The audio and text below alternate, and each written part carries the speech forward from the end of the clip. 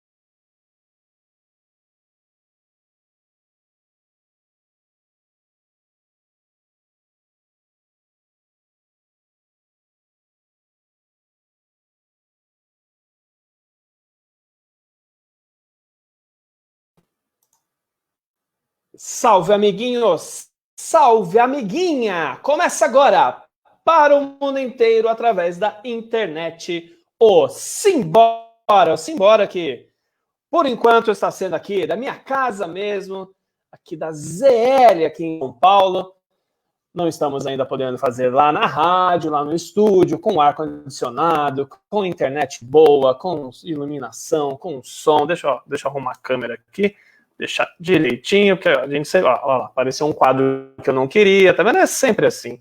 Em casa, tudo pode acontecer, como a gente sempre fala, em toda terça-feira, às 18 horas, esse novo horário, enquanto a gente está aí vivendo essa pandemia. Bom, hoje o assunto é bom para a gente participar aqui com a gente no facebook.com/programa Simbora. Já tem gente chegando aqui. A Camila Arafat já está aqui com a gente. Deixa eu dar um salve aqui para ela que apareceu aqui. Oi, Camila. Quem mais está aqui também? Minha amiga Solange Novaes também já está aqui conosco, participando aqui. Façam como eles, participem, compartilhem, porque hoje o tema é um tema importante de ser sempre falado, sempre lembrado. Então eu não vou perder muito tempo, não. Eu já vou pôr aqui na roda aqui o pessoal que vai fazer esse Simbora aqui comigo. Não, eu estou muito grande aqui, deixa eu deixar de um jeito que todo mundo fique igual aqui. Melhorou. Deixa eu já desmutar. Nossa, olha que indelicado, eu tiro o microfone deles. É porque tem celebridade no meio aqui, tem gente global e tudo, então o telefone não para de tocar, tem que desligar às vezes. Sejam bem-vindos à psicóloga Paula Menezes. Boa tarde, Paula. Seja bem-vinda ao Simbora, seja bem-vinda à minha casa. Boa tarde, Alexandre. Muito obrigada, eu que agradeço. Como eu estava falando antes, você foi muito bem referendada para participar aqui, para a gente falar desse assunto tão delicado, tão importante, tão sério, mas a gente vai tentar levar de uma forma que não seja deprê, que a gente fale do assunto, mas de uma forma que a gente possa conscientizar e não entristecer. Seja bem-vindo. Isso mesmo. Muito obrigada. E o meu amigo aqui também, que fica dentro de uma caixa ali, em setembro a gente tira para falar sobre o assunto, o porta-voz e voluntário do CVV, Carlos Correia. Boa tarde, Carlos.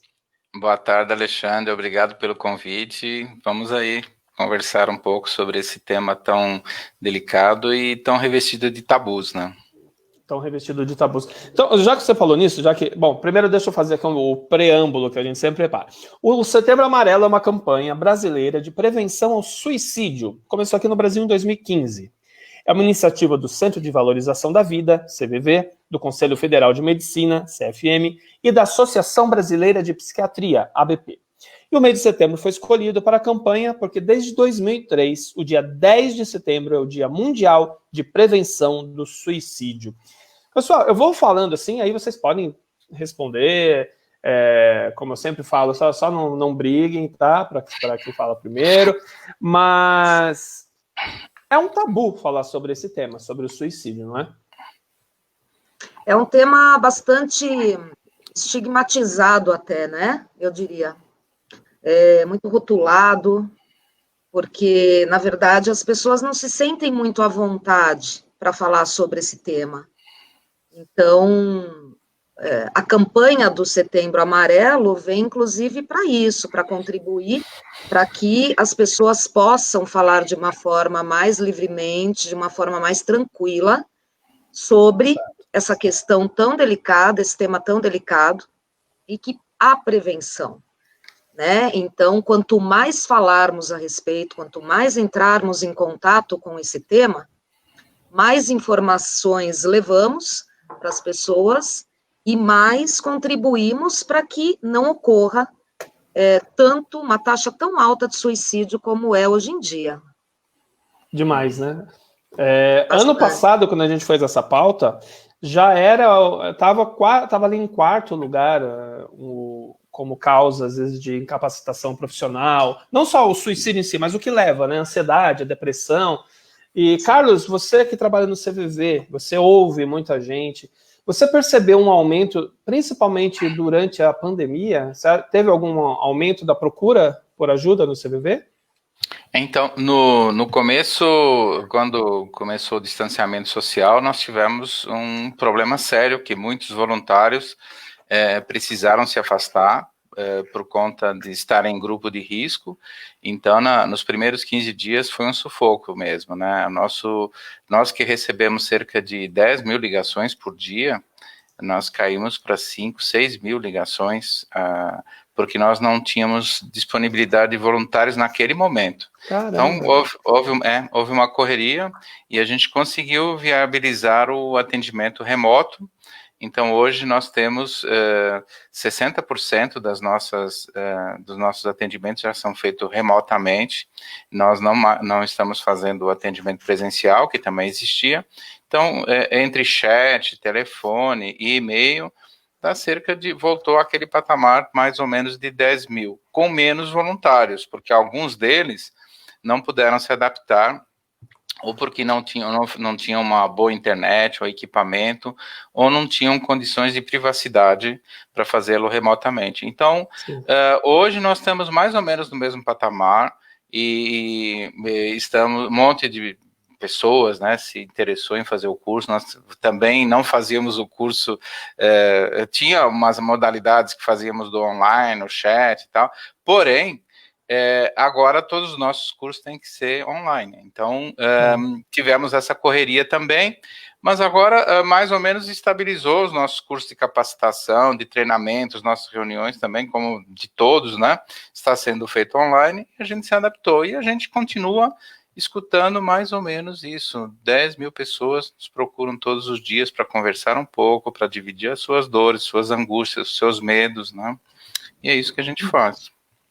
Mudou alguma coisa no trabalho em si? Porque assim, a gente começou a trabalhar, a gente descobriu o home office. Saber que não é bem home office, né? Que a gente não tem um espaço adequado, às vezes a gente tem que lidar com as coisas do dia a dia, criança fazendo lição, gritando, tá bagunçando. Para vocês... eu sei que isso é muito individual de cada um, eu não sei a sua realidade em casa, mas você consegue parar, centrar? Então, só foi possível o atendimento remoto para aqueles voluntários que podiam ter essa privacidade.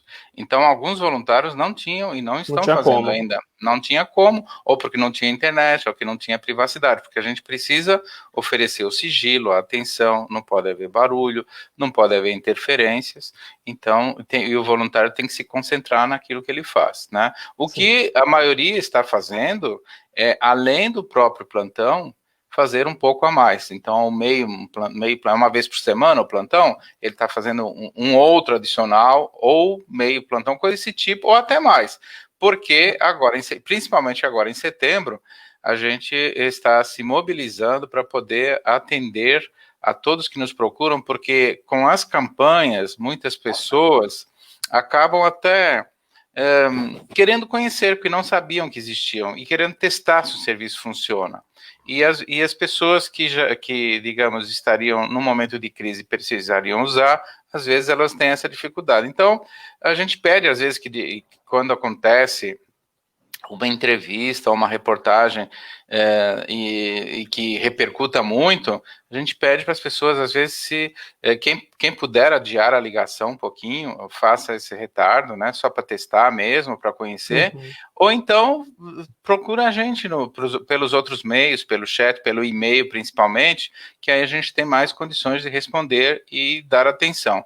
E nós temos as nossas redes sociais, do CVV Oficial, onde as pessoas podem se manter informadas de tudo que está acontecendo nesse momento, eventos, palestras, simpósios, seminários, a gente está fazendo muita coisa e esse online, ele permite essa mobilidade, parece que a gente aprendeu agora, de repente você está aqui, daí um pouco você já está em outro lugar, parece que você é abduzido aí para outra coisa, e a gente consegue então ter essa mobilidade interessante e oferecer isso sim, esse acolhimento para as pessoas que durante a pandemia, às vezes assim, elas mudou o perfil de quem liga, é muito parecido, só que os relatos, muitas vezes, eles começam de uma maneira diferente, as pessoas manifestando seus medos, suas angústias, em função de perdas, né, ou medo de perder a saúde, ou de um ente querido, de se expor, então essas angústias estão presentes em quem liga mesmo, né?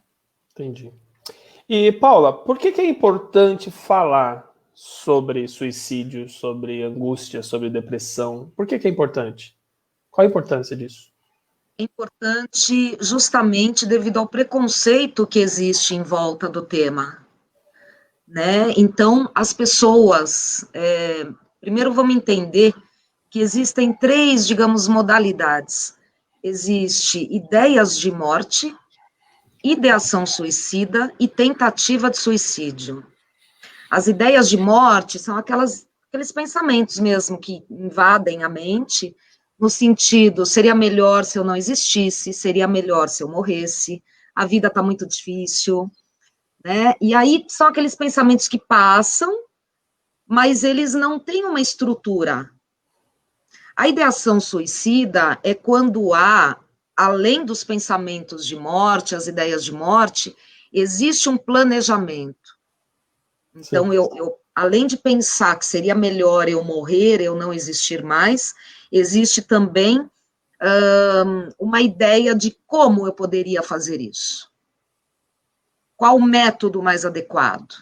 Tá. Como que eu poderia, né? Então, existe um planejamento. Então, essa é a ideação suicida.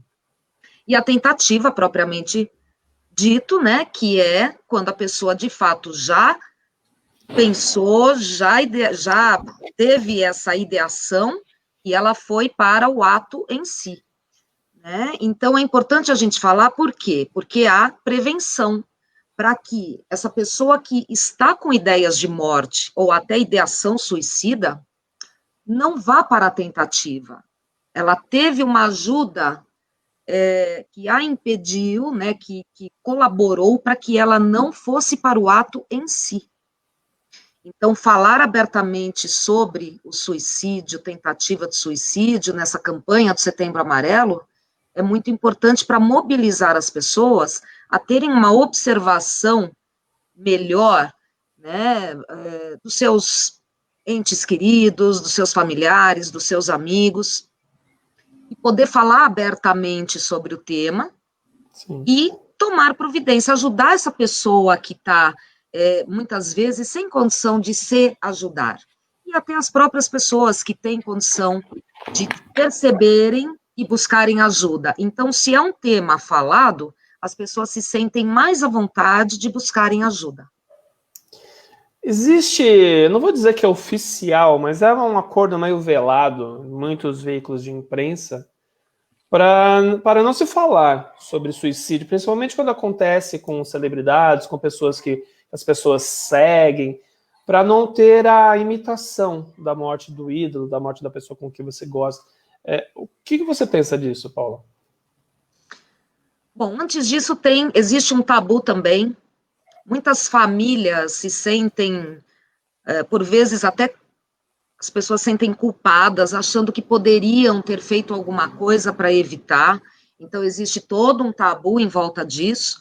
Agora, essa questão especificamente que você está trazendo, ela não é uma questão para a gente descartar. Existem muitos ídolos seguidos por aí, e que as pessoas se espelham, né? E aí, se o meu ídolo fez, eu posso também fazer. Então, existe esse contexto. Então, ao mesmo tempo que é importante falar abertamente, até a imprensa trazer esse tema, para levar o máximo de informações possível para a população, existe também esse outro lado da moeda, que fica muito contraditório, fica muito paradoxal, né? E ficamos nessa, o que fazer, né? O que é melhor, o que é menos pior, mas o melhor sempre é falar abertamente, sempre é levar o máximo de informações possível. O falar abertamente, né, como diz a Paula, nós temos uma cartilha que chama Falando Abertamente sobre o Suicídio. Está lá no site do CVV, pode ser baixada, e justamente, falar abertamente. Agora, o que a gente percebe é que muitas vezes na imprensa se noticia a morte e os detalhes. Então, detalhe de como foi feito, a que horas foi feito, que método foi usado, motivações aparentes.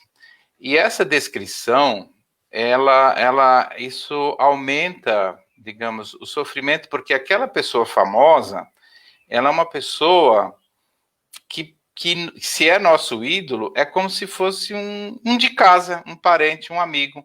Então você entra num luto e esse processo de identificação, poxa vida, mas eu gostava tanto da pessoa e aquela. Então, assim, acaba gerando um sofrimento, acaba gerando um luto.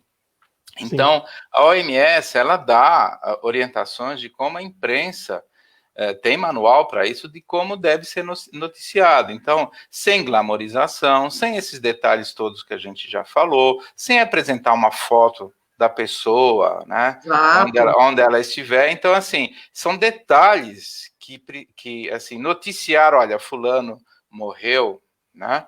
E normalmente nem se comenta que morreu por suicídio nas principais manchetes e tal, e quem quiser vai lá, dá uma mexida e consegue perceber na notícia ou nos comentários no corpo do texto, corpo do texto, né? Então, por quê? Porque assim, para uma pessoa que está equilibrada, está num momento tranquilo, aquilo não vai fazer diferença. Porém, mas se a pessoa estiver num momento de crise, ela pode se abalar profundamente. E aquilo pode ser a gota d'água, um gatilho, né? Tem mais uma coisa, né, Carlos, que eu acho que é importante também a gente falar. É importante a gente entender o que é esse falar abertamente. Então, o que será dito? Porque uma pessoa pode estar com uma ideação suicida, com um pensamento de vir a tentar algo contra a própria vida, mas não sabe como. E aí um ídolo, né, comete o suicídio pelo método X, e aí isso pode até trazer uma ideia para a pessoa. Então, é um ídolo, eu posso fazer da mesma forma que ele fez. Então, é muito importante que haja, as informações, elas ocorram de uma forma bem aberta e direta, mas até onde essa informação deve ser passada. Então, por conta disso que a OMS tem todo aí uma orientação em relação a isso, porque a gente tem que ter todo um cuidado também, né? Então, são duas coisas aí que precisam estar em sincronia, né? Eu perdi aqui, eu acho que é o Eduardo. O Eduardo fala que na faculdade de jornalismo aprende que é o efeito Werder, acho que é alguma coisa assim, que eles ensinam já desde a faculdade para evitar falar sobre isso.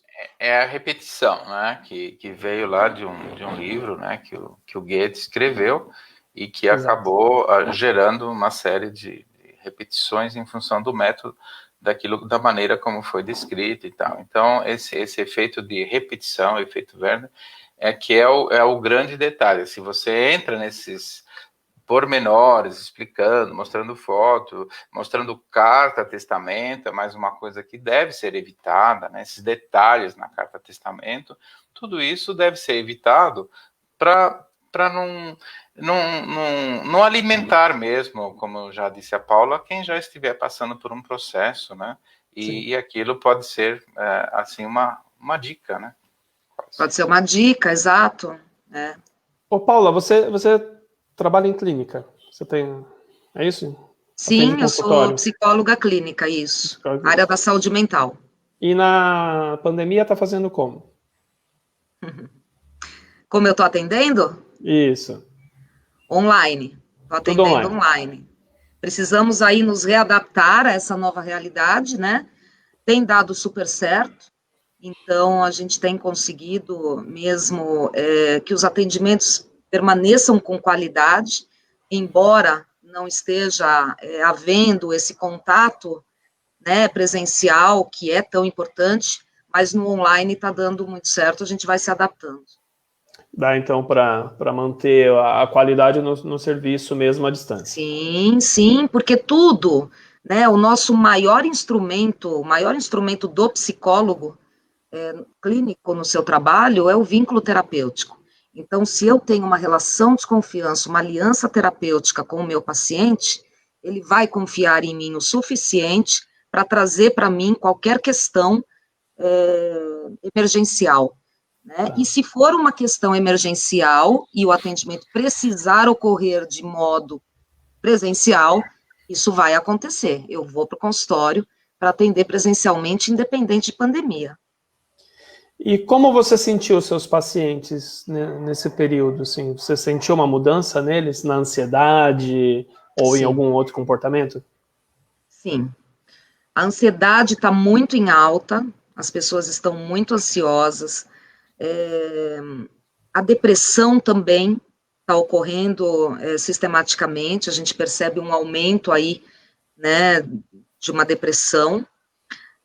Então, a gente pode pensar que a ansiedade e a depressão estão, assim, é um páreo meio difícil, a gente fica sem saber o que aumentou mais, mas a gente está vivendo esse problema sim.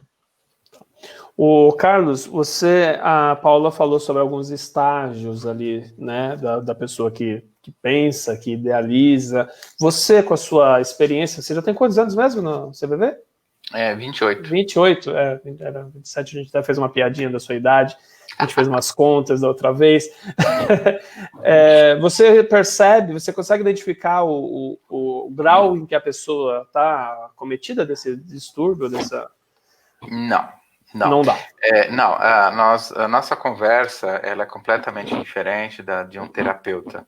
Então, nós assim, acolhemos a pessoa num momento de crise em que ela está passando por um sofrimento e, assim, ela não tem aquele horário para ir, né, marcado, para procurar uma ajuda profissional. Então, ela nos procura ou preventivamente, ou para se sentir menos sozinha e isolada no mundo. Então, ela pode, às vezes, simplesmente ligar para dar uma boa noite, para sentir a voz humana, né, por ali, ou ela pode conversar sobre alguma notícia que ela viu, que mexeu com ela, ou mesmo se ela está com pensamento, sim, de tirar a vida. Então, ela é muito variável e nós não temos como medir. Então, o nosso envolvimento com a pessoa é emocional. A gente faz um acolhimento, a gente escuta com atenção, com respeito,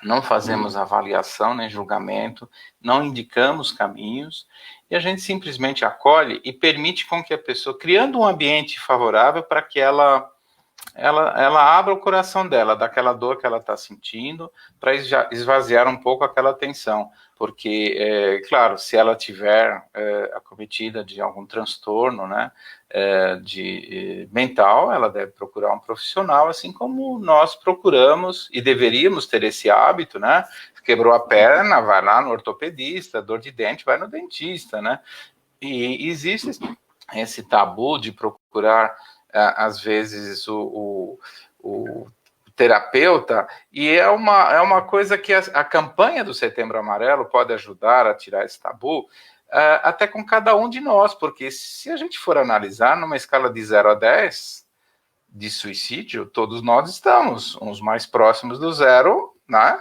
Outros lá no topo, e a gente não sabe em que ponto está da escala. A única coisa que a gente talvez possa fazer é tentar se afastar do topo. E para tentar se afastar do topo, só quando eu faço essa parte de prevenção, de olhar para mim mesmo, de manhã olhar no espelho, né? Falar assim, hoje não estou legal, né? O que está acontecendo? Fazer esse autocuidado, esse preocupação e com aqueles que estão à nossa volta. Porque, às vezes, quem está à nossa volta, ela precisa de ajuda e ela não consegue dar esse passo. Nós temos que ajudar, temos que observar, conversar, sem julgar, sem discriminar, sem dizer que é preguiça, que é isso, que é aquilo, que às vezes é cheio de rótulos, né? E isso, a pessoa, às vezes, ela fica até, fala assim, não vou falar nada, porque vão pensar que eu estou inventando moda. Então, ela fica guardando. Então, esse observar é importante, a gente ter que observar, mas observar com carinho e com respeito e acolhimento, senão não funciona. Então, vocês fazem mais, é uma escuta mesmo, né? Isso, é uma escuta. É uma escuta. Às vezes a pessoa nem está com um problema, ela quer falar com alguém, é uma pessoa, né? Quer desabafar alguma coisa, quer comentar um fato, como você disse, e liga. Não é um lugar para bater papo, né? Sim. Assim, até que a pessoa falar até do jogo, a pessoa até pensa que está batendo um papo, né? Pode achar, mas o voluntário do CVV ele está centrado no trabalho e para ele aquilo não é um bate-papo. Aquilo é uma conversa e nessa conversa, apesar dos dois trocarem um com o outro, a conversa prioritária é para quem nos procura, onde a própria, digamos, a experiência pessoal, os meus conceitos, os meus preconceitos, não podem influir na conversa. Então, assim, é uma conversa acolhedora, mas ela tem elementos de técnicos, digamos assim. É uma conversa observadora, né? Uma conversa observadora. Que observa assim, aquilo que é dito e aquilo que não é dito, os silêncios também. A gente fica atento a tudo isso e a gente procura dar o tempo necessário para a pessoa falar de si. Muitas vezes a pessoa inicia uma conversa, interrompe, vai tomar um café, volta, liga para outra. E nós, como nós temos uma rede hoje de voluntários espalhada pelo Brasil e é tudo interligado, às vezes a pessoa, quando liga, ela vai ser atendida, se ela foi atendida em Manaus, ela vai ser atendida em Porto Alegre, de repente. Então, tudo isso pode acontecer, de onde ela ligar, ela pode cair num outro voluntário. Então, a linha de atendimento é sempre a mesma, respeitar o outro em primeiro lugar, e acolhê-lo na situação que ele esteve, sem fazer anotaçãozinha, sem pegar papel, sem nada. É de coração para coração, é isso que a gente faz. Eu liguei para o CVV, falei com um rapaz simpático lá, o Carlos. Aí, semana seguinte, eu quero falar de novo com o Carlos. Eu consigo? Se é aleatório, pode ser que eu não vá no plantão naquela semana e eu troquei meu plantão com outro voluntário, então não estarei naquele dia, naquele horário. Pode ser que, ao ligar, o discador me coloque frente a frente com outra pessoa e não com o Carlos. É por isso que estou dizendo, né? Assim, você está, ao falar, a gente adota a mesma linha, porque às vezes a pessoa está falando, a ligação cai, e quando ela retoma com outra pessoa. E isso a gente tem percebido que não gera conflito, a pessoa entende, porque a nossa maneira, nós não somos robôs, mas a nossa maneira, o nosso princípio de atendimento é o mesmo. É um padrão. Agora, então, é uma linha, é um objetivo, é um princípio. Cada um tem a sua maneira de falar. É uma conversa entre dois amigos, assim, digamos assim, em que eu vou estar conversando amorosamente com o outro, dividindo, mas assim, a entrega da conversa é um vínculo emocional sobre o problema que a pessoa está nos relatando. Nós não estamos resolvendo o problema que ela nos deu, que ela está relatando, porque nós não temos solução. E se eu tivesse solução, seria a minha solução, mas quem vai ter que assumir a responsabilidade da solução é ela. né? Então, Sim. a gente não indica caminhos para ninguém. A gente conversa para que... e confia que toda pessoa tem, assim, o discernimento, estando, assim, mais tranquila, né? Passou, a temperatura baixou um pouquinho, para escolher o que é melhor para ela, seja lá o que for, né? Seja o que for. O que é melhor é escolhido pela própria pessoa. Muito bem. Paula, eu comecei te perguntando sobre a importância de falar. Agora eu deixei lá pelo outro lado, assim, quais são os riscos de eu guardar aquilo que eu sinto para mim? De ir guardando, de ir acumulando. O risco maior é de um agravamento do quadro, né? Porque existe um índice altíssimo de 96,8% das pessoas, quando elas cometem tentam, né, o suicídio, que elas tenham um quadro psicopatológico, um transtorno mental. Certo. Em primeiro lugar, a depressão, isso por meio de pesquisas, tá? Em segundo lugar, transtorno afetivo bipolar. Em terceiro lugar, abuso de substâncias. Então, para a pessoa chegar a uma tentativa de suicídio, ela já passou, ela já tem um quadro, na maioria das vezes, um quadro anterior, que antecede a tentativa de suicídio. Sim. Né? Então, isso, se a pessoa está se sentindo, tá com sintomas, por exemplo, alteração no sono, alteração no apetite, atividades que anteriormente davam prazer e hoje não dá mais, fadiga, né, que é aquele cansaço, que é mais que o cansaço, é um cansaço exacerbado, por exemplo, né, a pessoa percebe que ela não está no seu normal e que isso não tem uma melhora, isso vai ou numa constância ou numa progressão, uma piora dos sintomas, a pessoa precisa procurar ajuda.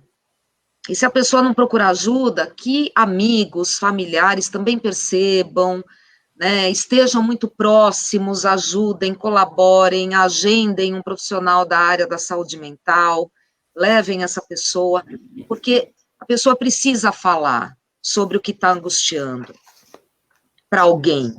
E nada melhor do que com um profissional da área da saúde mental, psicólogo, psiquiatra, né? Porque senão fica como uma panela de pressão que vai, né? Fica aquela pressão toda até que a válvula explode uma hora. E aí a gente nunca sabe para que lado que vai, né? Vai explodir como? De que forma? Então, não falar sobre as angústias vai levando a um agravamento, a prejuízos significativos na vida da pessoa, na qualidade de vida. Então, depressão não é frescura. De forma alguma, é um processo bioquímico mesmo. São alterações, né, químicas no cérebro que precisam, por vezes, de medicação, inclusive. Dependendo do grau da depressão, precisa de medicação. Só a psicoterapia não vai surtir o efeito, dependendo do grau. Carlos, você já, lógico que sem querer, né? Mas você já acabou se envolvendo com algum caso, com alguma escuta? E quis fazer algo mais do que somente ouvir ou não? Envolvendo no sentido de que eu escutei... Você se sentiu tocado com aquilo que você ouviu? Mobilizou, né? Se mobilizou Isso, sensibilizou, mobilizou, você saiu do seu momento ali de trabalho. Nossa, eu gostaria de fazer algo mais. O algo mais eu não diria, mas assim, ligações que mexem, claro, com você, a história que é relatada, né? Principalmente quando você percebe que tem uma pessoa que ela não consegue falar com ninguém, né? Ela não consegue. Ela às vezes até tem com quem falar, mas ela relata dores que às vezes ela tem dificuldade mesmo, né, no trabalho terapêutico com psicólogo, às vezes ela sente até um certo constrangimento em falar sobre aquilo. E como a gente tem, digamos, não existe câmera, né? A gente não se identifica... Tá no anonimato, né? No anonimato total, a pessoa, ela realmente abre o coração de uma maneira impressionante. E muitas vezes, pessoas que usam substâncias, né, álcool e tal, elas são muito, às vezes, repetitivas, e dentro do círculo delas, elas, às vezes, são consideradas chatas, e elas sabem que aquilo incomoda, e elas não têm com quem falar, né? Às vezes, a pessoa também, ela está numa solidão também profunda, numa dor que se arrasta, assim, profundamente, de não ver solução mesmo, é uma dor que não tem fim aquilo, né? E ela sabe que precisa de ajuda, mas às vezes ela tem vergonha de procurar ajuda. Então, assim, é um processo que muitas vezes essa dor, a gente também sente essa dor, porque não é insensível, não é uma conversa que, se a pessoa está te fazendo um relato, que você não pode se emocionar e rolar uma lágrima. Pode acontecer, claro, mas quem está... A única diferença que existe do voluntário para a pessoa é que um está, em princípio, não está passando por aquela intensidade de sofrimento. São pessoas conversando. E aquilo te sensibiliza, assim. Pode acontecer de você se sensibilizar com aquilo. Agora, se me afetar... eu tenho que parar de fazer plantão, eu tenho que procurar ajuda também, ligar, se for o caso, conversar com alguém e não fazer, não assim, porque agora o grande, talvez, às vezes a gente percebe em algum voluntário que faz esse relato, divide com a gente, não a história, o que aconteceu, mas o sofrimento que ele passou diante de uma ligação, é que, às vezes, o voluntário acabou se envolvendo com o problema da pessoa. Sim. Se eu me envolvo, eu vou querer arrumar uma solução, aí eu fico maquinando, né, uma solução. Imagina se eu sou um médico e alguém me relata e eu, pelo que ela descreveu, eu sei o diagnóstico daquilo, eu imagino um diagnóstico, aquilo vai mexer muito. Então, o voluntário, ele tem que se, digamos, abstrair da pessoa que ele é, para se tornar só o ser humano que está ali, conversando com o outro. Né? Onde ele vai conversar, esquecendo que ele é um profissional disso ou daquilo, que é uma pessoa conversando com outra, sendo que a outra precisa desabafar, precisa falar de si, tem que estar claro.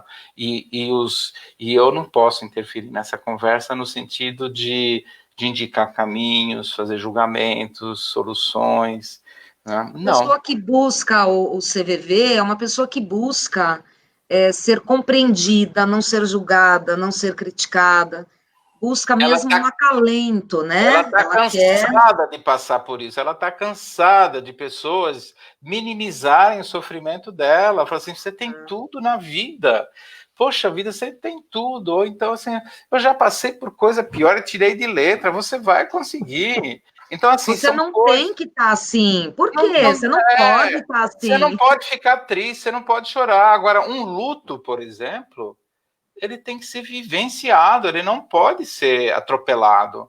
E o processo do luto, que às vezes as pessoas compartilham com a gente, em que a pessoa tem que estar inteira e fingir que não aconteceu nada. Mas aconteceu, ela tem que falar sobre isso, porque senão acontece o que a Paula já falou, aquela panela de pressão. Ou então, a gente tem uma figura muito, assim, usa bastante, aquela do copo d'água. Eu sou um copo que tem lá um nível de água, cada um de nós, a gente não sabe onde é, a gente não sabe o tamanho do copo, e a gente não sabe aquilo que nos espera, a gota d'água que pode fazer transbordar o copo.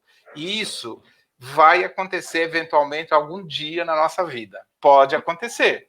Então, como é que eu posso me preparar emocionalmente? É esvaziando um pouco mais o copo para deixar um pouco mais de espaço, porque eu não sei o tamanho da gota que vai chegar. Então, se eu esvaziar, eu vou conseguir acomodar os percalços da vida que vão acontecer. Naturalmente, acontece. Né? Sim. Vocês voluntários, vocês têm um suporte, um apoio psicológico também? Ou é só caso, em alguns casos esporádicos? Não, nós, se precisarmos, a gente conversa com outros colegas. Agora, o voluntário, ele passa por um processo de capacitação e seleção. E o curso é gratuito, né? Tem em torno de 36 horas, 40 horas. Nesse curso, a gente explica como funciona o CVV, o que se espera de um voluntário, mais ou menos qual é o universo da pessoa que nos procura. Também explicamos como é que funciona essa relação, que a gente chama de relação de ajuda entre um e outro, né? Explicado isso, é uma primeira parte em que algumas pessoas acabam desistindo, porque elas achavam que era outra coisa, que era um lugar de dar conselhos, orientações e tal.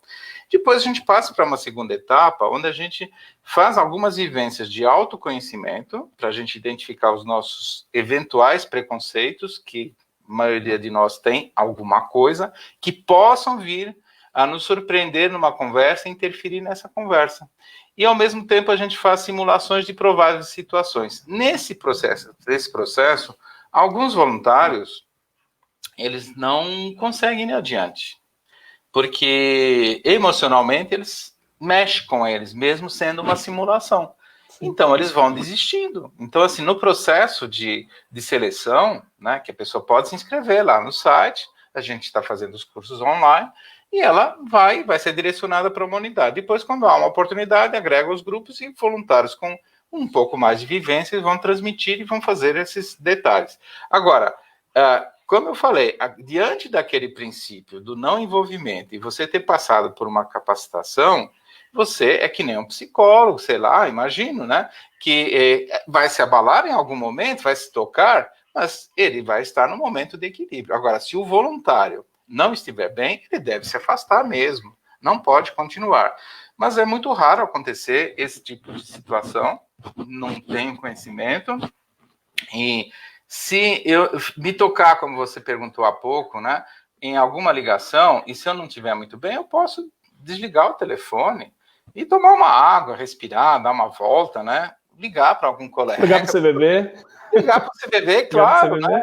Poxa, se eu não confiar no trabalho que eu faço, não tem sentido. Ou então ligar para um colega, porque às vezes você tem um colega que ou que é do CVV ou não é, e se for do CVV, de repente ele já sabe como funciona, porque às vezes quando não é do CVV, e você vai conversar com algum amigo, esse amigo ele pode não saber, por isso que é importante que a gente está falando aqui do Setembro Amarelo, né, nós temos um curso no CVV que é a arte de escutar, de saber escutar, né? Então, assim, é uma arte escutar. É muito difícil.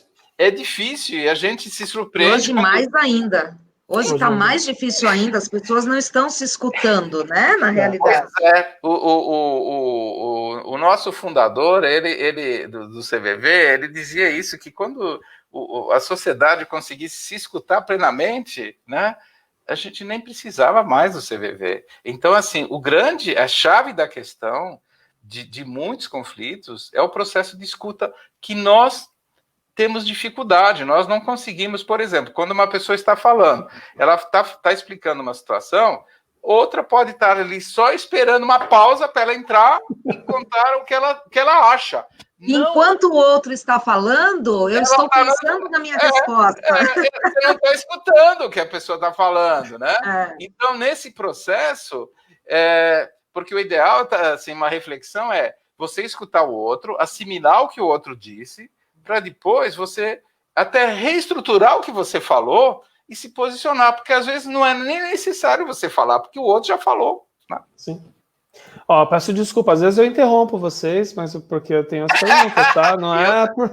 Não, mas isso era um combinado que a gente tinha, que a gente tinha um combinado que podia dar uma atropeladinha um no outro. Tá, senão eu dou licença aqui para vocês. Eu senti também vergonha também, porque eu já atropelei vocês também, agora. Tem o delay, né? A gente tem os delays também. Também. Acontece, né? O que a gente vê muito por exemplo, eu falo, gente, aconteceu isso comigo. Aí a pessoa, nossa, mas comigo também aconteceu. E a pessoa começa a contar a história dela e você que está querendo É uma competição de desgraça, né? Quem tem a desgraça mais valiosa ali, né? Ó, tem mensagem chegando aqui. Deixa eu ver se eu consigo pôr na tela. O computador hoje está lento, mas... Pronto. A Sônia Maria. Isso aí. É emocionante esse trabalho. Meu marido é um voluntário do CVV. Tem de ter muita humildade para entender sem julgar.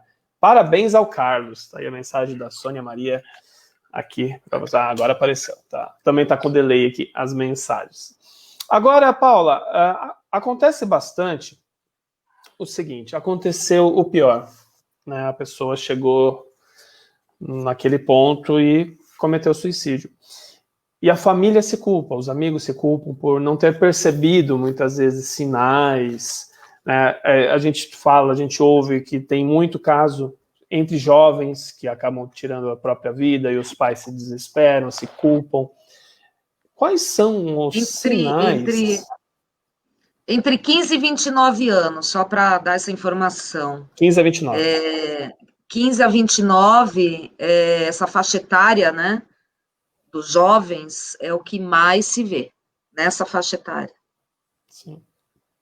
E quais são os sinais que os pais, principalmente nessa faixa, dessa faixa etária, de filhos dessa faixa etária, podem começar a perceber, ter que ficar mais esperto, tem que dar uma olhada? Quais são os sinais?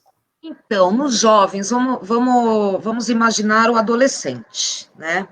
Um sinal muito clássico é o isolamento. Quando o adolescente não quer fazer nenhuma atividade, não quer estar com os amigos, se tranca dentro do quarto, fica vivendo o seu mundo apenas, né, na internet, e não quer sair daquilo.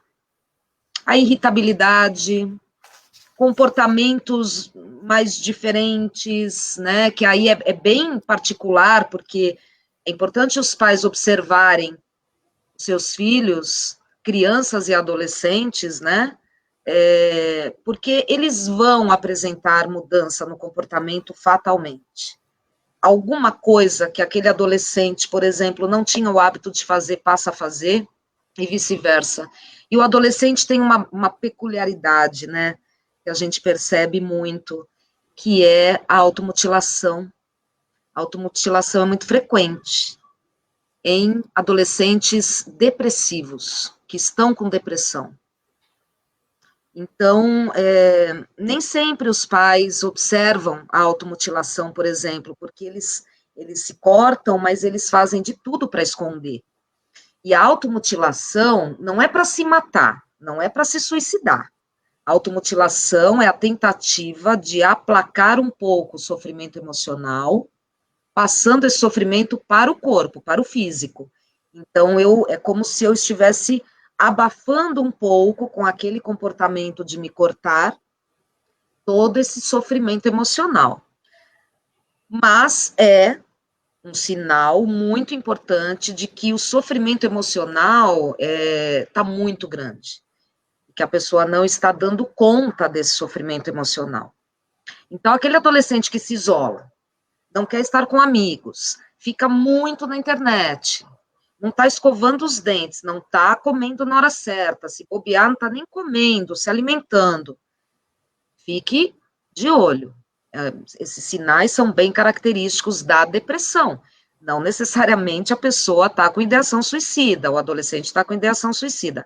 Mas, como a gente já sabe que a depressão é a psicopatologia que está no topo, que leva uma pessoa, que pode levar uma pessoa à tentativa de suicídio, então é importante que esses sinais sejam observados. Na criança, é muito comum a irritabilidade, é aquela criança irritadiça, aquela criança muito birrenta, aquela criança que também não está querendo fazer aquele esporte que gostava de fazer, e aí não quer fazer mais. Também aquela criança que se isola, não quer estar com os amigos. Então, será que na escola aconteceu algum problema? Será que a criança está sendo rotulada de alguma forma pelos outros colegas, né, na escola? Está se sentindo não pertencente? Está com alguma questão aí que está incomodando? E uma coisa bastante importante é que as pessoas, elas se expressam na sua dor de diversas maneiras. Seja por verbalmente, seja por desenho, seja de outras formas, seja por aquilo que não está sendo dito e está sendo só mostrado. Mas a criança, por exemplo, ela, por meio de desenhos da criança, os pais podem observar alguma coisa estranha. Vamos imaginar uma criança de 7 anos que faça um desenho de um menino sendo enforcado. Um monte de sangue ali. Opa, esse desenho, a criança está expressando alguma coisa. Ela não está conseguindo verbalizar, mas ela está sinalizando alguma coisa ali. E também tem uma coisa muito comum, que isso é para todas as idades, aquelas pessoas que falam muito sobre morte. Além de estarem com comportamentos diferentes, estão mais isoladas, deixaram de fazer aquele esporte que gostavam e aquilo não dá mais prazer, ou seja lá qual atividade, e além disso a pessoa fala, né? Usa frases do tipo, era melhor eu não estar mais aqui, era melhor se eu não tivesse nascido, um dia você vai ficar livre de mim, um dia eu acabo com tudo isso. Então, existem determinadas frases que muitas vezes não são levadas em consideração, são levadas como um desabafo na raiva, mas que nem sempre é um desabafo, nem sempre são palavras soltas ao ar. Muitas vezes são pensamentos já bem estruturados e a pessoa está pedindo ajuda. Então, é importante a família perceber isso, a pessoa está pedindo ajuda.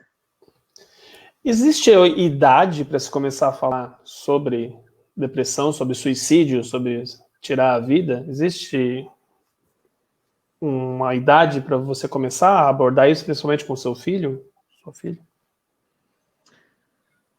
Olha, Alexandre, eu diria que é importante manter um diálogo muito sincero e aberto com os filhos sobre tudo o que se observa. Eu não preciso falar sobre, eu não preciso chegar para um filho meu e do nada, aleatoriamente, falar, olha, senta aí que hoje eu quero conversar sobre pessoas que se matam, sobre pessoas que se suicidam. Depende muito do contexto. Se é aquele filho que está apresentando determinados sintomas, então o diálogo ele vai estar, ele precisa conter diversas vertentes. Falar sobre o sofrimento, perguntar o que está acontecendo, mostrar interesse, mostrar que aquele filho tem importância, mostrar que eu como mãe, como pai, estou atenta, acolher, escutar, que é o que a gente estava tanto falando, né, agora há pouco, e se de fato a gente percebe que tem alguma coisa aí, buscar ajuda profissional, se a gente percebe que há pensamentos de morte, que aquela criança, adolescente pode chegar a algum ato contra a própria vida, aí conversar sim, com uma certa naturalidade, no sentido de mostrar, assim, eu estou validando a sua dor, e eu estou aqui do seu lado para te apoiar em tudo que você precisar. Então, vamos fazer tudo o que estiver ao nosso alcance. Mas, principalmente, abrir um canal de comunicação apropriado, muito propício, para que essa criança, a criança ela não vai ter condição de verbalizar e falar o que ela está sentindo, são outros meios. Mas se a gente falar em adolescente, ou até adulto, jovem adulto, ou até adulto, é importante que a família, os pais, estejam sempre muito atentos e que deem abertura para que essa pessoa confie para poder se abrir. Entendi. Então, não tem exatamente uma idade, né? A gente... Tem que respeitar também a faixa etária também para o discurso, né? Exato. Uma criança de 5 anos é diferente da de uma de 10 e assim por diante. Tem que ser um discurso apropriado para a idade. Não adianta falar com uma criança, com um adolescente, usar um determinado discurso que não esteja sendo propício até para o contexto, para a situação e para aquilo que o adolescente está apresentando.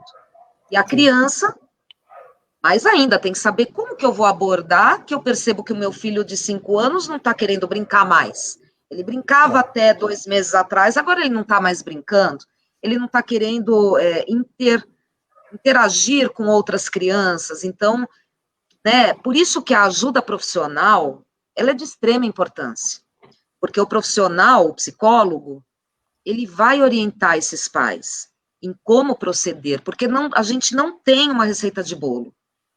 A gente precisa observar o contexto e a gente precisa fazer todo um estudo da dinâmica familiar mesmo, avaliar muito bem avaliado e considerar vários pontos. E aí vamos amarrando, vamos linkando e vamos criando as melhores estratégias de abordagem, né, e de intervenção. Sim. Carlos, lá no CVV, você sabe o índice de jovens que procura? Tem uma estimativa? Os jovens costumam procurar vocês? Sim, procura. E o jovem ele tem procurado mais a gente pelo chat e pelo e-mail. Pelo telefone, um pouco menos. A gente percebe uma prevalência de ligações entre jovens no chat e no e-mail. E no telefone também. Então, para nós é muito difícil saber se a pessoa que liga é uma criança ou não. Porque às vezes tem pessoas que têm uma voz infantil e vice-versa. E isso é até quanto à sexualidade também, a gente não sabe quem está ligando, se é um homem, se é uma mulher. Então, o voluntário tem que ter essa sensibilidade para fazer um caminho neutro na conversa, usar pronomes neutros na hora da conversa, porque nós não sabemos, nós não vemos quem. E às vezes uma avaliação, arriscar alguma coisa nessa área pode quebrar a relação de confiança que existe na conversa. Sim. Então uma conversa é um fio da navalha mesmo, é muito delicado, em que o voluntário não pode... Ele tem que voltar aquilo que eu falei lá atrás, é um ser humano falando com outro ser humano, independentemente de se ele é um homem, se é mulher, se é alto, se é velho, se é branco, se é preto, se tem a religião que ele tem. Ao se abstrair de tudo isso, que é um ser humano falando com o outro, aí a conversa fica mais fácil, porque é de coração para coração, e a gente está acolhendo e conversando. Então, ela se torna menos pesada, a conversa, e abre as portas para aquele ditado popular, para a pessoa abrir o coração mesmo e falar aquilo que está machucando internamente. Só para quem está assistindo a gente, só para contextualizar, quem liga para o CVV não se identifica, né? Então não fala nome, não fala idade, né? Então é por isso E se quiser falar, ela pode também mudar. Então, assim, às vezes nós não perguntamos, não é necessário. E ela desliga a hora que ela quer e é de graça a ligação. Você ia perguntar, Paula? Não, eu ia falar uma coisa, assim, só para a gente completar, né? Falar um pouquinho sobre os idosos. Sim, legal. Super importante.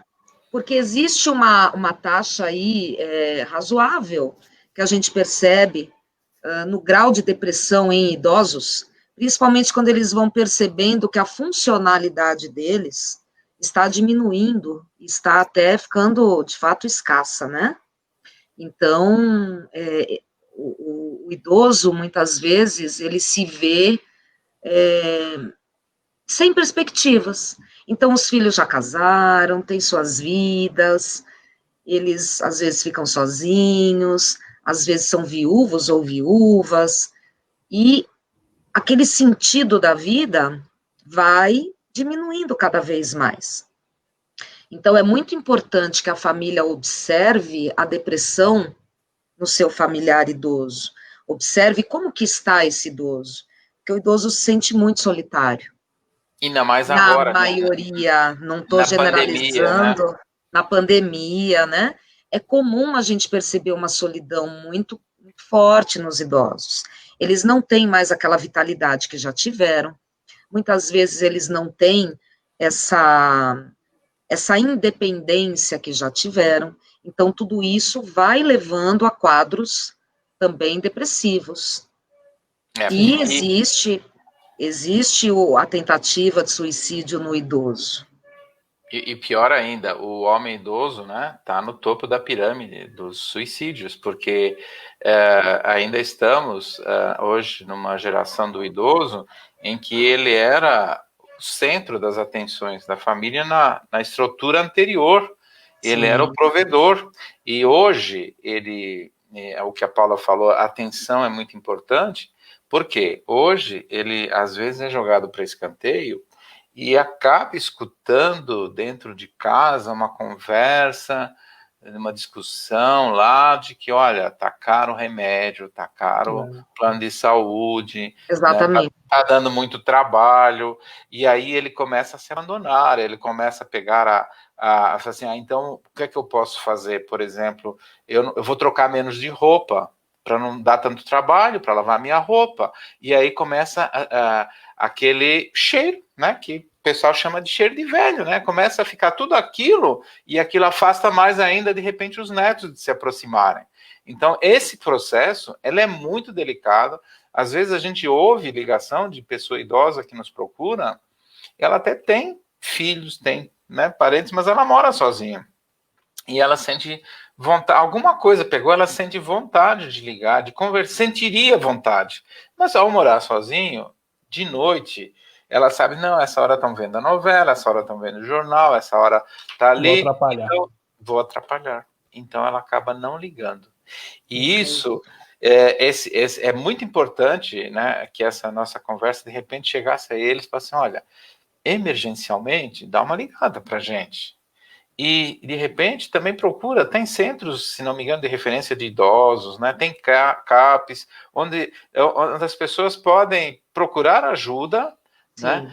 Ajuda oficial e, claro, particular, quem puder, e assim, que existem, às vezes, algumas atividades que são feitas que ocupam a mente e a pessoa faz um círculo de amizades, às vezes, o idoso, que são, digamos, fatores protetores. Então, acho que era bom a gente enfatizar que há fatores protetores, né? Às vezes, uma conversa, aquele antigo banco de jardim que tinha na pracinha, que a pessoa saía para conversar, era um fator de proteção, porque ela ia lá jogar a conversa fora, ia conversar, espairecia um pouquinho.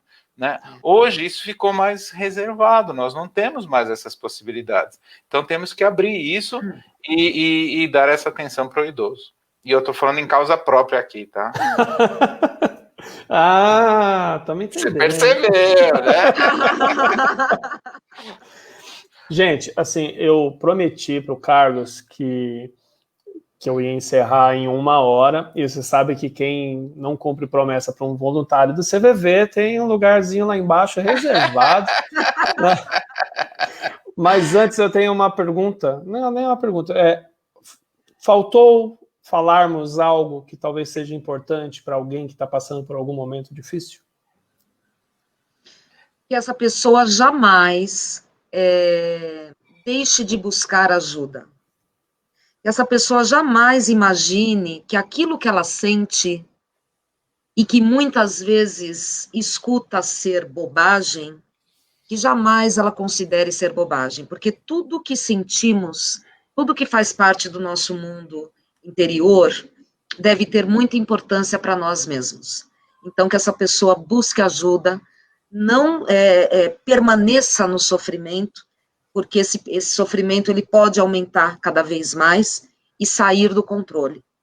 Então, que as pessoas busquem seus familiares, seus amigos, profissionais da área da saúde mental, busquem ajuda. Esse é o recado. Eu vou na mesma linha, a Paula foi perfeita, né? E dizer para a pessoa... e não deixem de ligar para o Carlos, tá? O número dele é 9.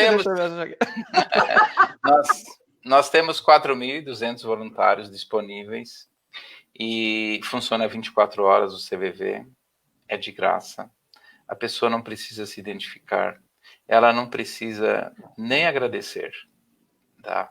Ela pode desligar a hora que ela não gostar, ou ir desligar e ligar novamente, se não rolar uma química entre ela e o voluntário que estiver atendendo, porque às vezes acontece, que não rola a empatia por algum motivo. Então, para a pessoa que está nos escutando agora, vendo, que ela não, ao se sentir só, sentindo necessidade de conversar com alguém, que ela pode nos procurar pelo telefone 188, ele é de graça. Ele pode ser o acesso, pode ser de celular. Hoje, 85% das nossas ligações são de celular. E o telefone da pessoa não fica gravado, né, Carlos? Não fica gravado. É anonimato total. Total. E pode também falar pelo chat, pelo e-mail que estão no site do CVV, que é o cvv.org.br. Nas nossas mídias sociais, é o CVV oficial, tem muitos, digamos, coisas interessantes sobre o assunto, reflexões, palestras com terapeutas, né? E como a Paula disse, a grande parte a maioria das tentativas de suicídio estão relacionadas a doenças mentais. E essas doenças mentais, elas podem, de repente, não ter cura, mas elas têm controle se forem acompanhadas por uma equipe multidisciplinar. Exato. E também um recado especial para quem trabalha em pronto-socorro, né? Se alguém passar ali por uma tentativa, dá um carinho especial, porque naquela semana, naquele momento, a pessoa ela está no topo da pirâmide do risco de fazer de novo. E, às vezes, na tentativa de se libertar de um sofrimento, a pessoa tira a própria vida e isso não tem volta. Então, esse carinho especial. É isso. É um ato de desespero. Sim. Então, para aliviar aquela dor que é insuportável, em que ela não quer tirar a própria vida, na verdade. Ela quer se livrar da dor. Da dor, é isso. É isso. Paula, se alguém quiser uma ajuda profissional de garbo e elegância, como te achar, Paula? Eu tenho um site e eu tenho um número de telefone também. Se você me permitir, eu posso passar o número de telefone. Por favor. O telefone é 99911 3022. Repita. 99911 3022. Tá bom. Você atende aqui em São Paulo, que região? Região de Perdizes, Zona Oeste. Eu tenho uma clínica com uma equipe de psicólogos. Opa, que legal. Ah, e também agora está fazendo também atendimento online nesse período de pandemia. Atendimento online, tem profissionais na clínica já atuando presencialmente, para quem preferir, né? Então, o importante é que as pessoas não deixem de buscar ajuda em qualquer local, em qualquer clínica, ou no CVV, ou onde as pessoas se sentirem confortáveis, mas que não deixem CAPs, de buscar ajuda.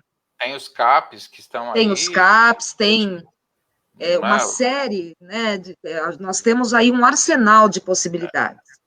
Então, o importante é não deixar de buscar ajuda. E quem ligar para a Paula falando que pegou o telefone assistindo Simbora vai ganhar um desconto na primeira consulta. Tá bom. Tem que falar que assistiu Simbora com o Alexandre. É isso aí. Gente, muito obrigado pelo tempo que agradeço, vocês passaram aqui comigo, aqui na minha casa. Eu espero que tenha ajudado. Se ajudou uma pessoa, já está valendo. O trabalho do Carlos do CVV é lindo. Sim, é lindo mesmo. É admirável, né? Pena que o Carlos fica dentro de uma caixa de outubro a agosto. Não, mas olha, o pessoal reclama muito, fala assim, vocês só falam de prevenção do suicídio no mês de setembro, no Setembro Amarelo. É porque o dia 10 de setembro é o Dia Mundial de Prevenção do Suicídio, e foi uma oportunidade que a gente encontrou de falar com isso de prevenção na imprensa. Então, e a sociedade poder trazer isso para dentro de casa e refletir. Sim. Então, assim, essa conscientização é muito importante que todos nós... Opa! Opa! Bem no final. Ele tá fingindo só para sair, ó. Ele ficou em gelo. Será que ele não volta? Vamos ver aqui se ele volta, senão a gente... Porque eu sei que o Carlos, ele é ocupado, daqui a pouco ele tem outra live para falar sobre isso. Opa! Tem uma mensagem aqui da Sônia. A Sônia também é psicóloga. Obrigada por divulgar sempre também. Obrigado, Sônia. Um beijo, querida. Fala, Paula. Quero agradecer a confiança. Foi muito bom estar aqui, porque esse bate-papo assim informal é tão bacana, é tão mais proveitoso, né? A gente poder falar numa linguagem assim bem gostosa para as pessoas, a gente poder dar risada, apesar de estarmos falando sobre um tema tão complexo, tão doloroso, né, para as pessoas que passam por isso. Então, eu te agradeço muito pela confiança e gostei muito de estar aqui. Que bom, eu também fiquei muito feliz. Fábio Cardoso, nosso grande amigo aqui em comum, que, olha, a Paula fala bem, chama ela. Maravilhoso. Fábio, que ajuda aí com umas pautas bacanas, ele que foi responsável de trazer Maria Alcina no Simbora um tempo atrás. Quem sabe a gente traz de novo nesse formato aqui de live novamente. Bom, eu acho que o Carlos não deve ter caído alguém mandou mensagem aqui, deixa eu ver se por acaso foi ele. Mas não foi. Então a gente já vamos encerrando por aqui. Paula, muito obrigado. Meu querido, muito obrigada. Se tiver outras pautas, qualquer coisa, eu vou chamar você também para pôr na roda. Estou à disposição, tá bom? É um papo muito simpático, tá bom? Muito obrigado. Vou tirar beijo grande para você, obrigada. Obrigadão. Bom, pessoal, o Simbora de hoje foi um assunto sério, né? Às vezes a gente traz convidados aí para dar muita risada, para se divertir, mas hoje a gente quis abrir o mês de setembro justamente falando sobre o Setembro Amarelo, que é sobre a prevenção ao suicídio. A gente fica muito feliz de poder contribuir de alguma forma aí com a sociedade. Antes de me despedir, deixa eu dar aqui um salve para todo mundo aqui que participou: a Sônia Maria, a Gabriela Caran, a Fernanda Caran, Solange Novaes, Camila Arafati, deixa eu ver aqui do outro lado, aqui, o Fábio Cardoso, também aqui, Fernando Seixo, a Camila Arafati eu já falei, tá aqui. E esse programa vai ficar aí na nossa página no Facebook por toda a eternidade, depois também vai para o YouTube, e terça que vem a gente volta. Quem acompanhou pela primeira vez o Simbora, muito obrigado pela sua companhia. Curta a nossa página aqui no programa Simbora para você estar sempre por dentro das nossas novidades, tá bom? Então, até terça que vem, às 18 horas, com mais um programa feito para você. Beijos, abraços, aperto de mão. Eu sou Alexandre Nunes e estou indo Simbora. Tchau!